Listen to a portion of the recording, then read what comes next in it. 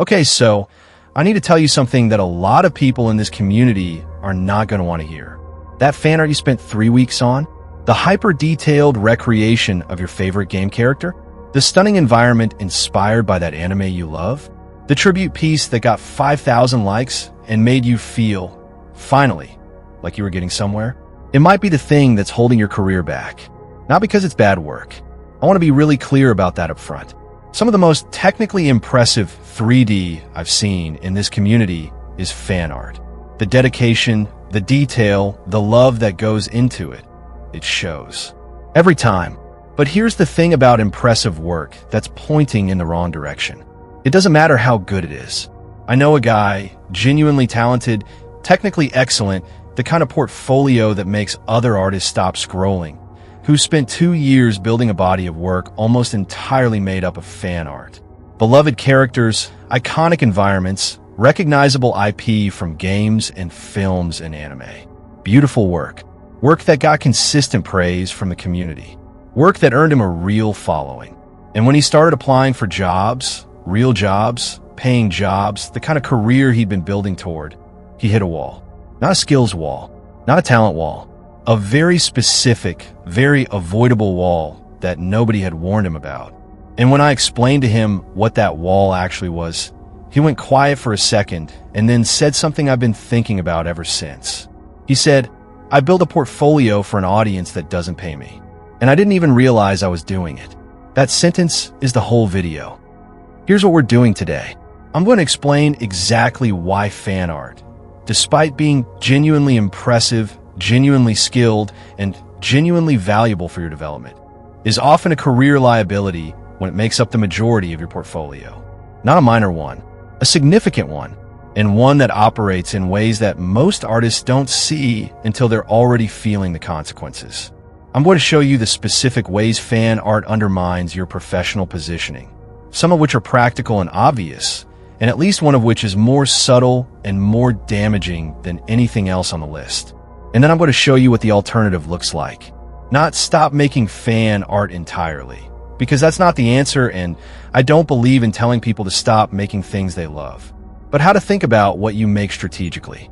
How to build a portfolio that serves both your creative joy and your professional goals. How to make work that signals the right things to the people who pay. This is not a creativity lecture. It's a positioning conversation.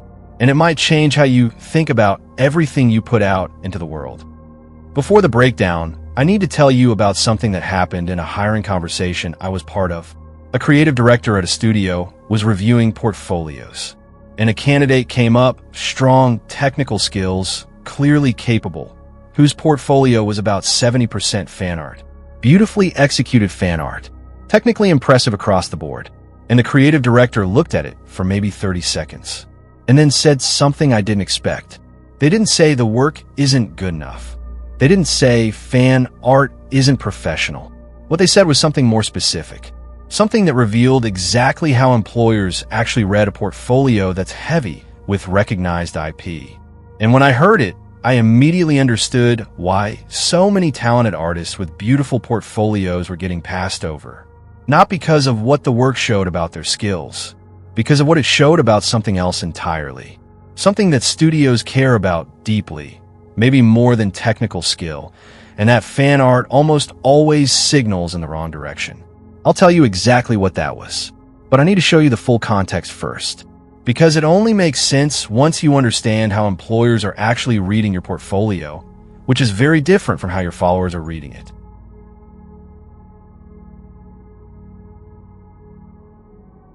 Let's start with the most obvious one and work toward the more subtle ones. When a hiring manager or a paying client looks at a portfolio full of fan art, what they see before anything else is a portfolio built for other fans. Built for people who recognize the IP, who feel the nostalgia, who respond to the shared reference. The emotional response to fan art is almost entirely dependent on recognition. You love the piece partly because you love what it's based on. But a client who needs product visualization for their skincare launch doesn't care about your favorite anime. A studio looking for an environment artist for original IP doesn't need you to love their competitor's IP. A brand building a campaign doesn't want a portfolio that makes them feel like they're the 10th thing on your list after all the properties you actually care about. Fan art communicates passion, but passion for someone else's world. Not for the client's brief. Not for the commercial challenge. Not for the specific type of work they need done.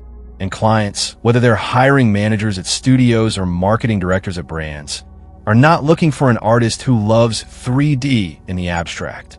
They're looking for an artist who will bring that level of care and quality to their specific project. Fan art, by its very nature, makes that case harder to make.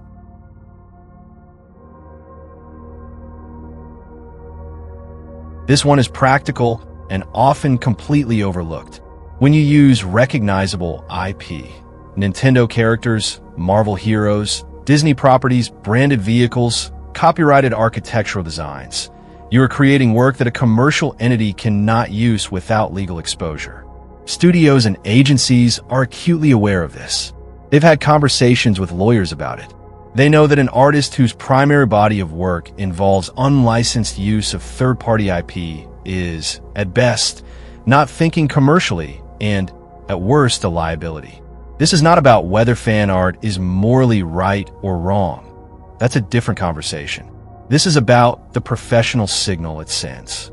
It tells a potential employer that your default mode is to create without commercial constraints, which is fine for personal creative expression. But commercial creative work is defined by constraints, client requirements, brand guidelines, legal clearances, usage rights.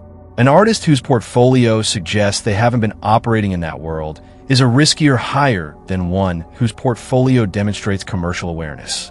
Senior hiring managers at reputable studios will often pass on a technically impressive fan art portfolio simply because of this professional concern.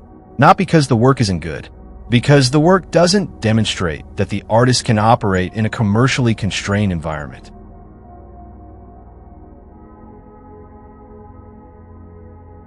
Fan art gets engagement, real engagement, sometimes enormous engagement. And that engagement creates a feedback loop that's very hard to resist and very easy to misinterpret. The people engaging with your fan art are fans of the property. They're sharing it because it captures something they love. They're commenting because it hits a nostalgia button or an emotional connection that has nothing to do with 3D art specifically. You could produce the same fan art in a different medium and get a similar response. Which means the skills that make your fan art technically excellent, your lighting, your composition, your material work, your eye, are almost invisible in the engagement data. The engagement is for the IP, not for you. And building your public presence around content that gets engagement for the wrong reasons creates a following that is not your client base and not your professional network.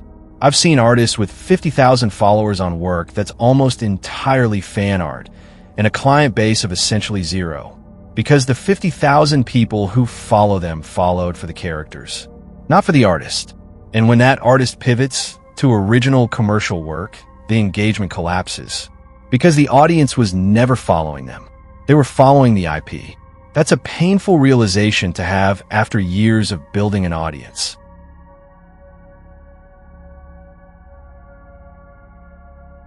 This one is the most subtle and in some ways the most damaging. Fan art has a built-in reference. There's a canonical version of the character, the environment, the vehicle, and the standard by which fan art is judged by the community, by yourself, is fidelity to that canon. How close is it to the original? How well does it capture the character's essence? Does it feel right? That's a fundamentally different creative challenge from original work. Original work requires you to make decisions that have no external validation. There's no canon to check against. The composition, the lighting direction, the material interpretation, the mood, all of it is yours. All of it requires judgment that comes from within rather than reference that comes from without. Artists who spend the majority of their formative creative years doing fan art develop very strong execution skills. They get excellent at realizing someone else's vision at a high level of technical quality. But they often develop weaker decision-making skills, the ability to start from a brief or a feeling and build a visual direction from scratch. And here's the career implication of that. The thing clients and studios pay the most for is not execution. Execution is increasingly commoditized by AI, by the growing pool of technically capable artists, by the general raising of the technical floor in the industry. What is not commoditized, what remains rare and genuinely valuable, is creative judgment. The ability to take a vague client need and translate it into a specific, excellent visual solution without being handed a reference image to copy. Fan art, at scale, trains you to be a brilliant copier. The professional market increasingly needs brilliant decision makers. And the artist who spends 2 or 3 formative years primarily on fan art may arrive in the professional market with excellent hands and underdeveloped judgment. That gap is real, and it takes real time to close.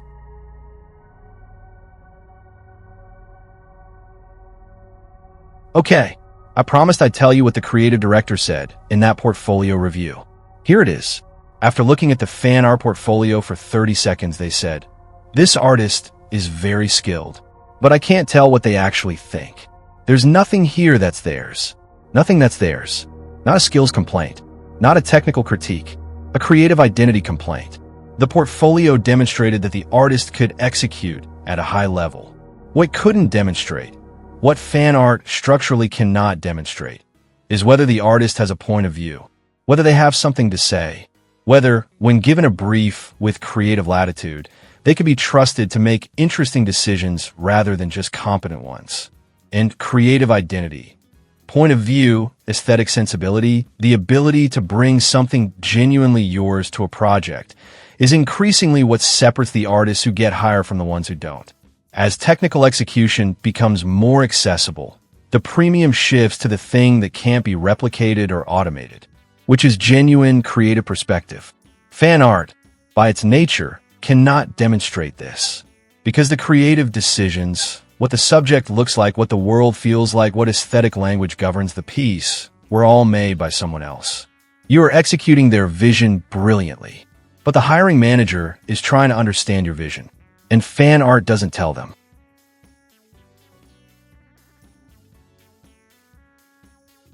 I promised I'd give you the alternative. Not stop making fan art. Something more nuanced and more useful than that. Here's the framework.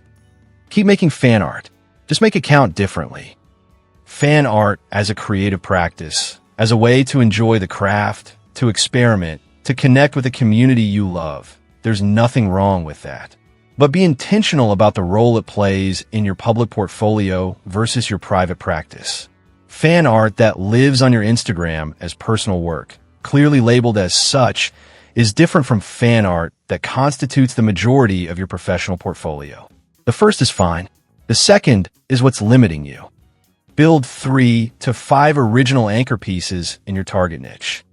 We talked about this in the niche video. These are portfolio pieces that demonstrate your creative judgment, not just your technical execution.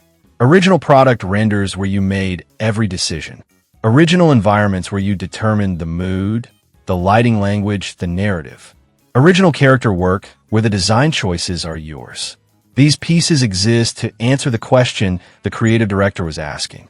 What does this artist actually think? Use fan art to demonstrate technical skill. Use original work to demonstrate creative identity. These are different portfolio functions.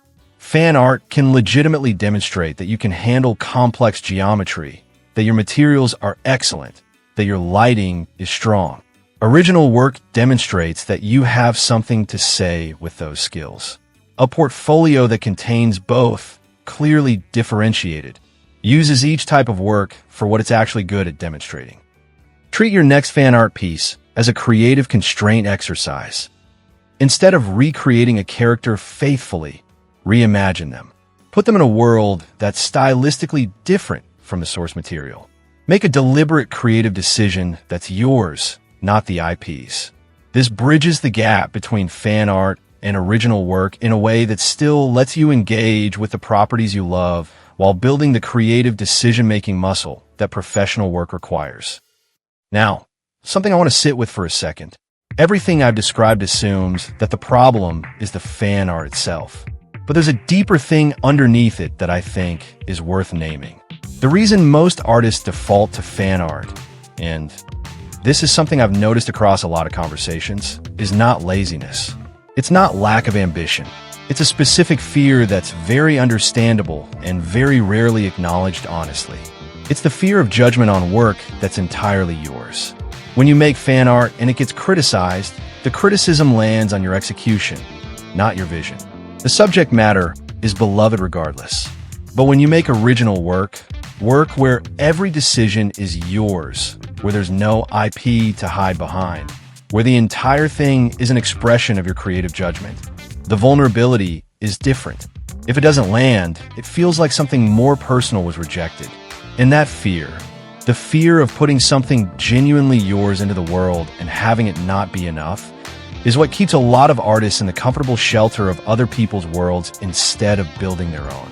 I want to go into that specifically in the next video, not as a psychology lecture, as a practical conversation about how to develop creative confidence, how to build the habit of making original work, how to calibrate the fear of creative judgment, and how to start showing work that's genuinely yours in a way that builds toward the career rather than the following. Because the technical skills, you probably have them or you're building them. The creative confidence, the willingness to put something that's entirely yours into the world. That's the thing that turns skill into a career. And it's more buildable than most people think. So, why is your fan art killing your 3D job chances? It signals passion for someone else's world rather than capability for a client's brief. It creates professional and legal concern about commercial awareness. It attracts the wrong audience and builds the wrong following. And it can stunt the development of creative judgment, the thing that professional work requires most and AI threatens least. The fix is not to stop making fan art. It's to be intentional about what role it plays. Build original anchor pieces that demonstrate your creative identity alongside the fan art that demonstrates your technical skill. Use both types of work for what they actually prove. And start practicing the habit of making decisions that are entirely yours. Because here's the thing, you build a portfolio for an audience that doesn't pay you. The good news is, it's not too late to also build one for the audience that does. Subscribe if this kind of honest career conversation is what you come here for, because I make this every week and there's a lot more coming. Hit the bell for the next video because the creative confidence conversation is one I think is going to unlock something real for a lot of you. And drop a comment. What's the percentage of fan art in your current portfolio? Be honest. No judgment. I read every single one. I'll see you in the next one.